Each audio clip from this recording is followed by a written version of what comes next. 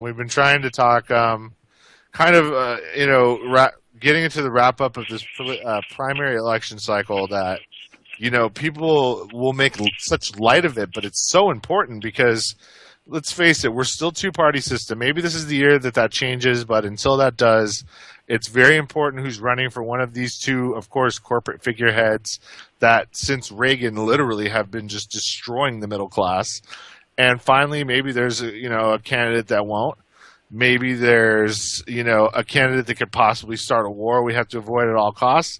And there's a candidate that's an incompetent, and really he's run a fortune into the ground and only been fortunate enough to have another fortune fall into his lap. So, I mean, that's where we're at, and it's extremely important until we break our two-party system up. Do you agree, Elle? DB, I have to admit that I'm still a believer in democracy, not this trampled version that we're living under now, the disarray of which is falling down around all of our ears. I feel passionately that should we elect Senator Sanders, we'll have grasped a unique opportunity to change the system from within. And I want to mention again here that the outreach of Open the Primary to the voters is very hands-on and very urgent. What we're calling for is not only a letter-writing campaign to Padilla through our website, which is www.opentheprimary.org. We're taking these petitions in person to the upcoming California rallies. We had a volunteer out there today dealing with a crowd of 20,000 collecting signatures for this cause, but it is far bigger than one volunteer can handle. We need teams of 4. There are 2 rallies coming up tomorrow. One's at 11:30 in Palo Alto. The second is at 5 p.m. in Santa Cruz. I hope to use this opportunity to be heard, and thank you for presenting it as difficult as it has been so far, to call directly, to appeal directly to California voters who are attending those rallies or maybe are undecided about those rallies. We need you. This is literally a team effort, and I am calling you personally, whoever is listening, to join this team. If you feel that Senator Sanders presents us a unique opportunity for change from within, if you believe any other candidate in the race would be a disastrous result, I challenge you to put your money where your mouth is. I'm not talking about $27. I'm talking about pinging us at our website, emailing me directly at opentheprimary@outlook.com. Raise your hand up and say, yes, I will take your petition. I will print it out. I will make 4 sets. I will get 3 friends. I can tell you additionally that you will be reimbursed for your costs of printing, for your clipboards, for your pens. That much I can do from here. But I need you, California, whoever might be listening, to deeply engage with this. Recognize that the path to victory is only getting narrower. There is no guarantee because we know that the game is rigged and the rules are being changed midway through. The National Convention is in fewer than 60 days. If we don't get Senator Sanders there with the momentum he needs to contest it, and I think we all understand momentum means winning California and winning it big, there's no telling what's going to happen. They are determined to ram Hillary down our throats, and they are succeeding. It's time to put skin in the game if you haven't yet. And I don't mean your paycheck. I mean showing up, doing this work, helping to unite the voters in a defensive action, not only for California, but for voting rights in general. This is Memorial Day. When you think about those who have given their lives for our rights, voting right is the key. And it can be given, and it can be taken away. And believe it or not, it's being taken away right now. It's only going to get harder to fight this fight, and if we get the wrong person in the top job for the next 4 years, or God forbid 8, I don't want to think about what our democracy will look like, what version of it we'll be living under. Yeah, and I know we've had discussions about how the militarization of the police state could actually see the ugly head of it turn and its gaze be pointed at protesters should they show up at the Democratic National Convention coming up in Philadelphia, because it's very possible it'll be contested. It'll probably be contested by the public, even if it's not an official contested contest. But then again, he may just completely roll her over, and especially if we can get this California thing going for Bernie, it could become a contested convention, and that's really what we want. I mean, the Republicans smartly decided they were just going to let popular opinion let that become the party platform, and because of it, they have a loyal base. And what the DNC did was alienate all the youth, alienate all the people that didn't want to be conservatives, didn't want to be the neocon Hillary type of Democrat, and wanted to kind of be a true progressive, somebody that would follow somebody that believes the environment needs to be fixed, the economy is completely screwed, and the game is so rigged beyond belief that eventually we're going to have a societal breakdown of sorts because so many people can't make it on the current economy. What do you think about all that? Well, I certainly can agree that in the past, say, 7 or 8 years, I'm from California, and pretty much everyone I knew was on what we believed to be the right track. Starting careers, continuing careers, buying homes, starting families, and without exception, everyone I knew who was on that trajectory up in 2007, 2008 is now on that trajectory down. Radical changes, houses lost, families broken up, careers ended, and now guess what they get to do at the ages 30, 35, 40, 45? Deliver pizza, drive Uber. It's not a coincidence. But I wanted to touch back on your use of the word rigging, because that is the word for what is happening, and it's not as malevolent a word as it should be. Cheating, stealing, unfairly taking. There's a lot of ways to say it, but the point I want to emphasize in terms of the action that we're trying to accomplish with Open the Primary, specifically in addition to having Padilla set aside those election codes, there are two other things we're asking him for. The first is to allow all ballots be write-in, meaning it doesn't matter which ballot you get, you can just use your penmanship to write down your choice, and what that necessitates is the third request that we're making. And it's critical if you recognize the fact that the voting machines cannot be trusted. A write-in ballot means a hand count. It's our argument that the $16 million that were made available April 29th by Governor Brown for, quote, costs of the primary would be more than adequate to create a completely transparent and accountable hand counting of the vote. So with these three requests, they are very specific, and they are targeted in every way to preserve the integrity of the voters in California. What you want to say will in fact be heard, and your vote will be counted. There'll be no machine that can be with the flip of a switch or the installation of anything. There'd be no way for a machine to disempower your vote. So we're trying to not only engage people to participate and to the extent of defending the vote, we want them to understand what we're asking for. It's necessary. And if Padilla is a reasonable man, he's a father, we can't imagine he doesn't understand the necessity of these changes. And one thing I would really like to bring up, because the voting machines really are a way to circumvent democracy at its core, a technocrat's wet dream, if you will. I remember in Hacking Democracy, they went over how the Diebold system could be easily hacked and no one would know. You could essentially make it look like nobody was in the system covering your own tracks. And because it could get done at an individual level of each machine, there was no trace on the internet. Could you go into that a little bit? Because I know you did some heavy research into Diebold. I don't want to claim heavy research into Diebold. What I'm aware of is what was presented in that documentary, which is crystal clear and extremely damning. I can tell you the result of that documentary was that Diebold has changed their name to ESS. I can further tell you that the New York Board of Elections used exclusively ESS machines. I don't call that a coincidence.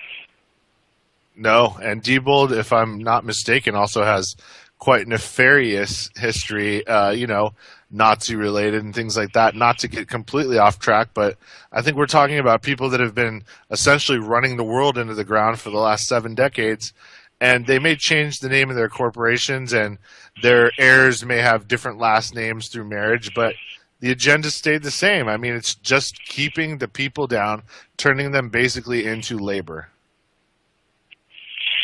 Well, certainly I can't argue with the heart of your remark, which is that the rich are getting richer and the poor are getting poorer, and that is not a mistake. That is strategic. I certainly can agree with that. I don't have any personal knowledge or research about where Diebold came from as a company.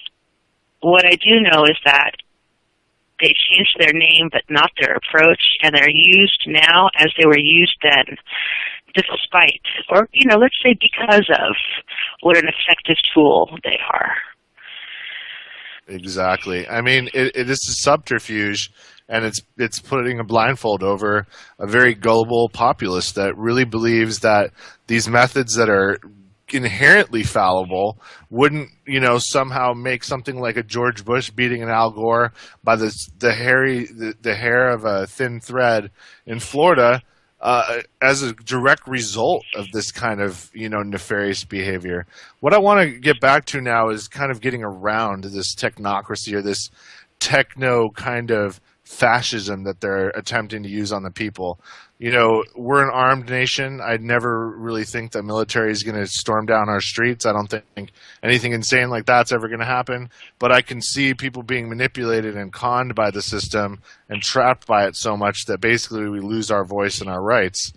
I think the step backwards to going to signing paper ballots at events with 30, 40, 50,000 signatures would have a massive, massive effect, because it's taking it old school. It's making it real people, and you can't fake it.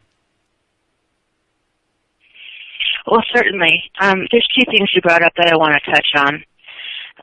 The first is the Supreme Court of the year 2000 and their selection of a president.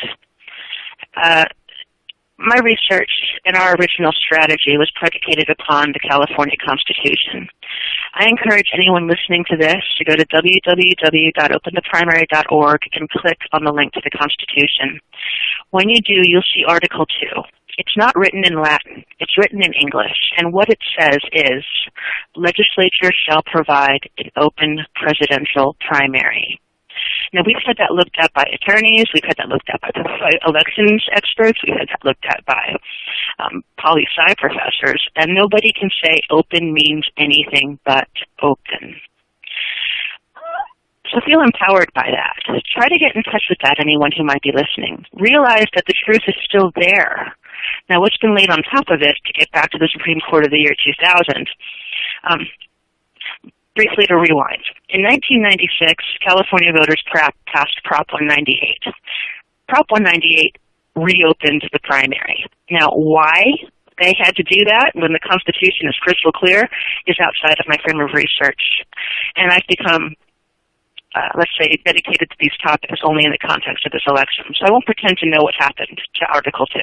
I do know that Prop 198 was passed. And I further know that the Supreme Court was the only court, because the State Democratic Party of California took this case before 3 courts. And the first 2 said, no, we're upholding Prop 198. The Supreme Court of that era, on the other hand, decided that an open primary was infringing upon the First Amendment rights of the State Democratic Party of California. ISO ruling, they empowered California state legislature of that era, and the governor of that era was Gray Davis. They empowered them to write a bill, Senate Bill 28. Now, if you understand anything about Senate Bill 28 and the terminology of it, you understand this is not something that the people voted on. The Senate voted on it. They passed in one day Senate Bill 28, unanimously. So what Senate Bill 28 did was disempower, disenfranchise, and suppress every California voter, because it's not just about no party preference, I'm a Democrat, I'm a Republican. It's about who do I think would be best suited to this job outside of party affiliation. With Senate Bill 28, California state legislature took that right away. And it's worth mentioning they spent 4 years and who knows how much taxpayer money to get that judgment. And 3 tries. Was this by any means a rider on the Affordable Care Act in any way? That's outside my frame of reference, but I can only say given the era, I think not.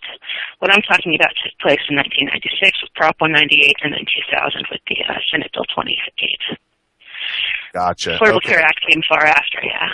And what happened with the 2012?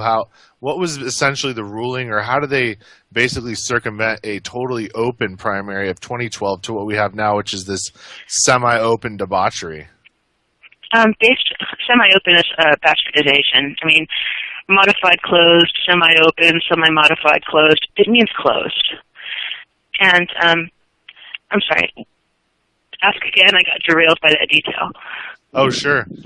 What exactly was the process that was used to essentially make it, at least a way they could legally defend going from a totally open primary to this, modified open from 2012 to 2016?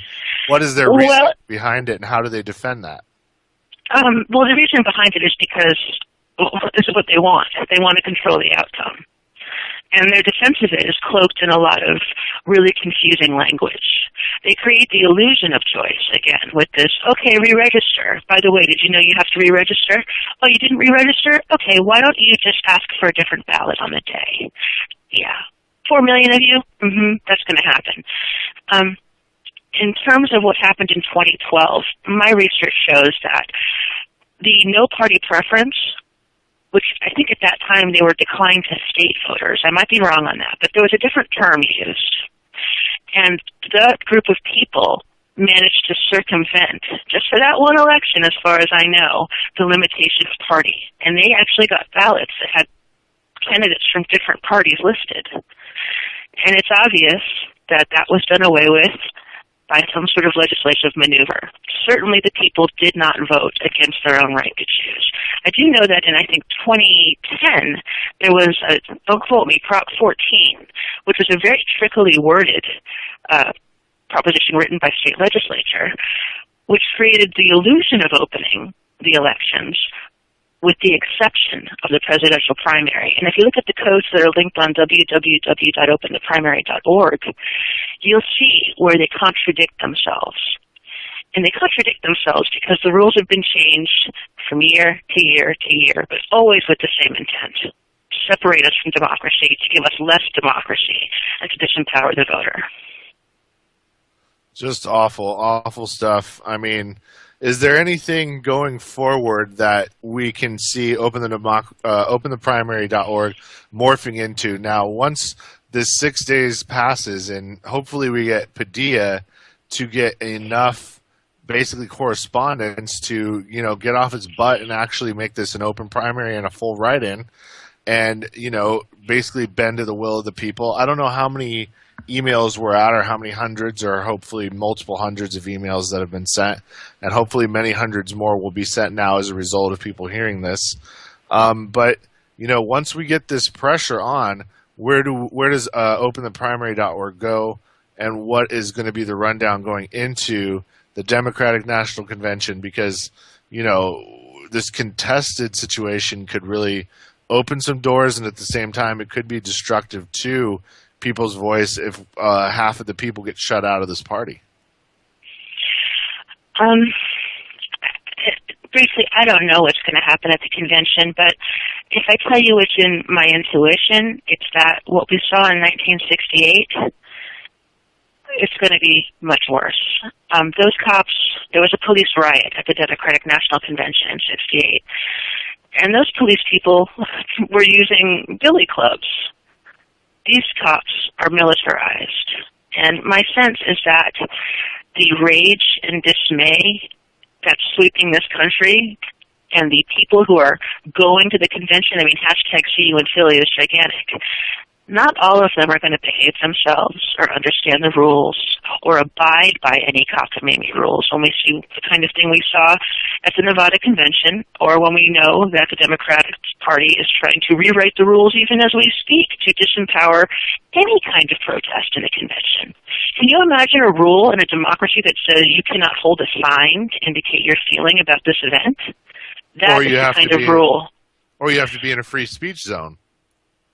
Yeah, I thought it was America. Yeah, well, I guess that's the new America with the K. But anyway. But the other thing I want to emphasize, DB, is that, yes, we do have the letter writing campaign. You can just click copy and paste on the site, www.opentheprimary.org. That is not the focus of this action at this point. As the days have been winding down and our research has been ongoing, we've been reacting in real time to the changes of what's been happening. For example, this was originally a nonpartisan call. Any voter anywhere, raise your voice, defend the vote. Time is running out. Time has run out to appeal to a nonpartisan base or even a nationwide movement.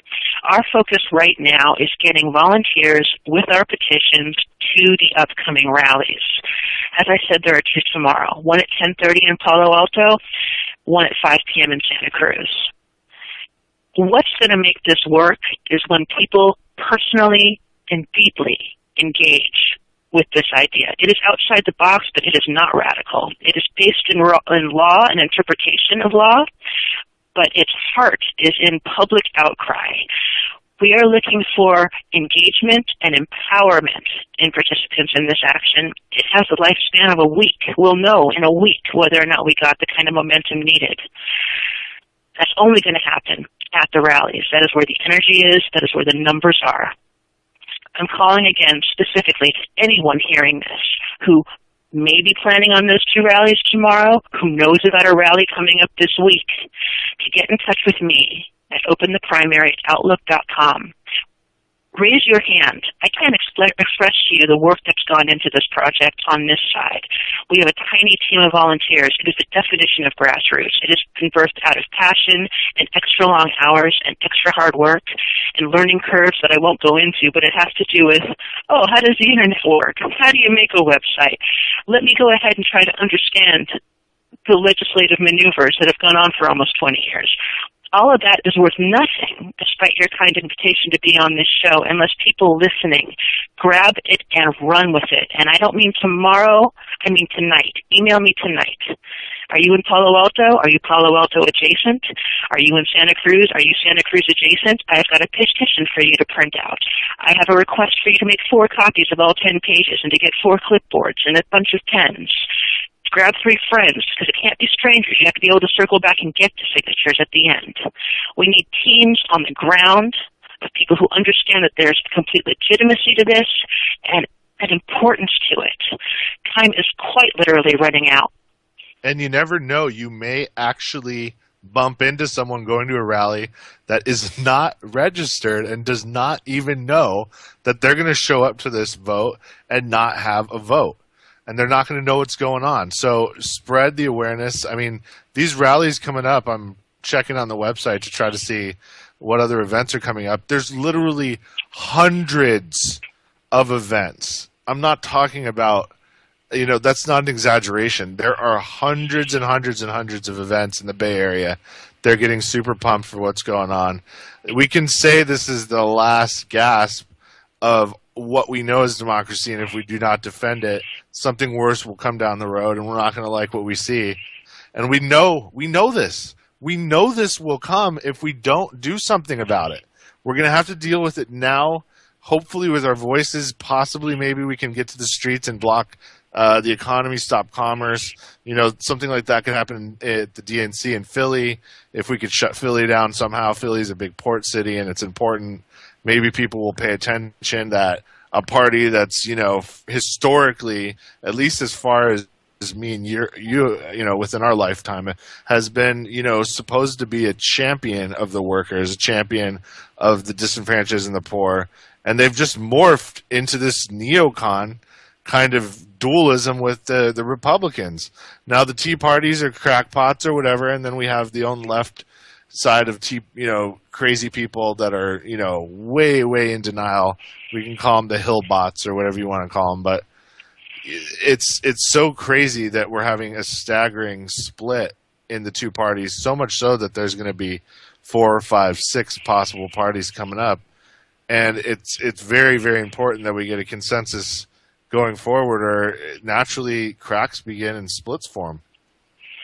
Well, you're absolutely right, DB. Of course, I don't know the future, but what I can say is that this effort, and what this effort presents that I believe is unique, is that it is purely grassroots, and it calls for engagement on a specific topic. At this moment, the focus is opening the primary. There will be a next phase to this concept. It's under discussion now, but we certainly have had at least a few hundred people raise their hands and say, I am in. Help me, help you. Help me, help all of us. There will be more to come.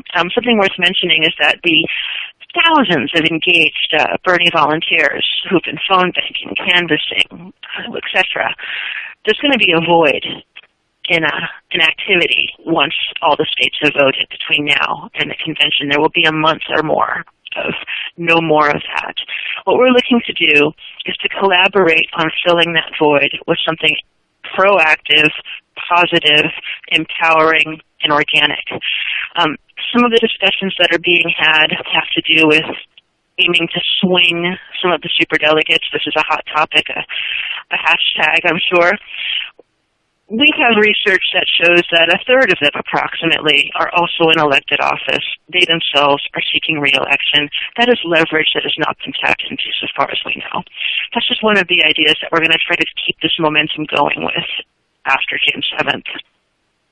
If only we could somehow find a way to stop the revolving door when these guys do get out of office and go work at Monsanto or something. I mean, if only we could do that. But, I mean, wishful thinking. We got to start where we can. We got to put pressure on these guys.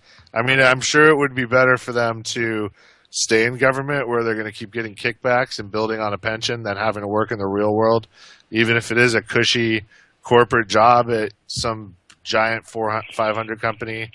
You know, that's the one thing we kind of have to – it's an uphill battle in that way, in that the machine kind of scratches its own back so well that it's kind of hard to, affect a lot of these people's livelihoods and really, possibly make them think twice. But at the same time, nobody wants to be called out. Nobody wants to be called out for not representing us and, having their reputation smeared. I mean, the list goes on. DB, I want to jump back in. Certainly, I agree. I mean, obviously, it's a matter of money versus numbers, and we have the numbers. But what I want to emphasize again is trying to get people engaged with this urgent activism before this program is over. Anyone who's listening, I invite you to also join us on Facebook at Open the Primary. That's a place where we're creating memes and other media for quick sharing across platforms. We're on Twitter as well, at Open the Primary. That's another place where we can connect and share information. What's very clear is that this is going to live or die by how many people know about it. And that doesn't just mean coming to the website, www.opentheprimary.org, and taking part in the click and paste activism. That doesn't just mean raising your hand and saying, I am going to the rally. I will take care of this petition. Me and my 3 best friends are there anyway. It's going to happen. It's also coming to the group on Facebook or on Twitter. Open the Primary is the name of both. Grabbing the information, grabbing the mission, and disseminating it like wildfire. One of the things we've been fighting against, given how small our team is and how quickly things have happened, is just getting the word out. I guess this is probably a perfect moment to thank you for allowing us to come on this program, to reach as many as we could in the context of this hour, and try to imbue them with the sense of passion and possibility and probability if we get the numbers needed in a quick time, in a quick turnaround. This can happen, but it only happens if people listening engage with it. Don't like it. Do it. Open the primary. Are there any needs going forward for the team? Are there any skills or people that have certain things they can do that you would like to have available to you to volunteer? Absolutely. And the simple answer is literally anything. If you're willing to come on board as an actual teammate creating media, awesome. If you have skills as a video maker, thank you. If you're a blogger with a following, we need you.